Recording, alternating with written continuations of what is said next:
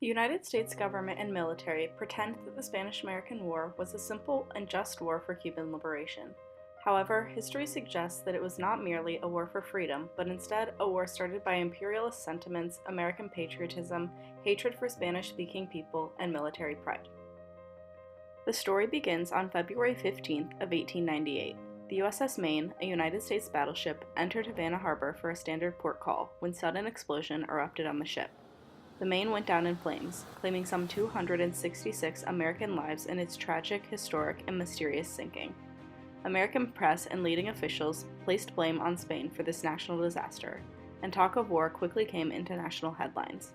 2 days after the supposed sinking of the USS Maine by Spain, the House authorized Illinois to begin the tender of troops. Groups all across the country began mobilizing. Texans, having twice gone to war with a Spanish-speaking enemy, were especially motivated for vengeance against this apparent Spanish attack. Within days of the Maine's destruction, young men in Waco organized themselves into company-sized groups with the intention of offering their services to the government as soon as the time for war came. Women, too, began to organize in support of war. Women's organizations re-geared their activities to help the military. Hundreds of female-led organizations raised money and supplies to support their servicemen. Congress delayed the official declaration of war a few months' time to rally and mobilize troops. President William McKinley finally asked Congress for permission to use military force against Spain on April 11th. After a series of speeches and debates in the House and Senate, Congress officially declared war on Spain on April 26th.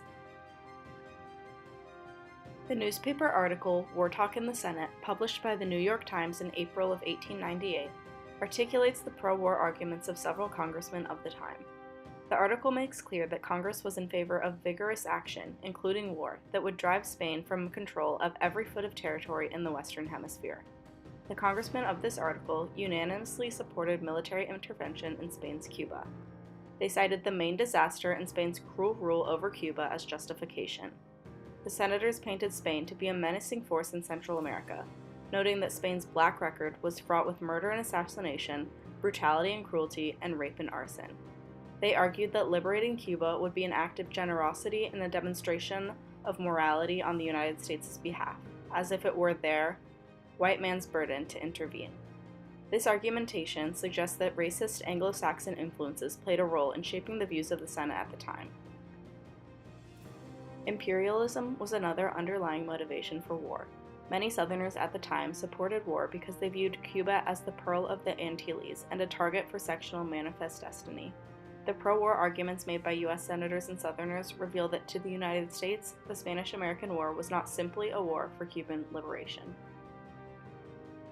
The Spanish-American War lasted around 3.5 months and saw the loss of over 5,500 American lives to disease and violence.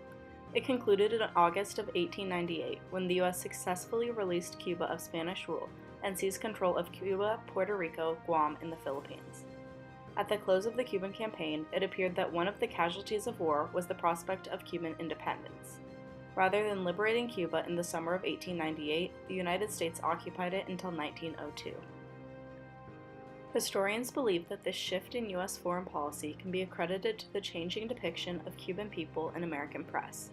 Newspapers employed racist stereotypes to discredit the authority of Cuban leaders. Specifically, they publicized images of cigar-smoking Cuban women and lazy and cowardly Cuban men. These excuses for continued U.S. occupation in Cuba suggest that in reality, the Spanish-American War was never simply a war for Cuban liberation. Instead, it was a war to demonstrate the power of the U.S. military and retaliate against Spanish presence in Central America. Ultimately, the arguments of U.S. congressmen reveal that intervention in Cuba was driven by a need for retaliation against Spain and the idea of the white man's burden. Southerners, especially Texans, were eager to fight any Spanish-speaking foe, and had also long viewed Cuba as a possible site for manifest destiny. The continued U.S. occupation in Cuba after the end of the war validates this argument that the U.S. had imperialist motivations. History suggests that to the United States, the Spanish-American War was more than a war for Cuban independence.